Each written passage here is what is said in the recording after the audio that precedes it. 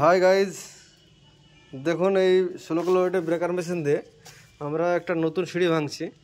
এটা হচ্ছে গাওচং company 16 kilometre breaker machine. তো কেমন ভাঙা হয় দেখানো হচ্ছে আপনাদেরকে।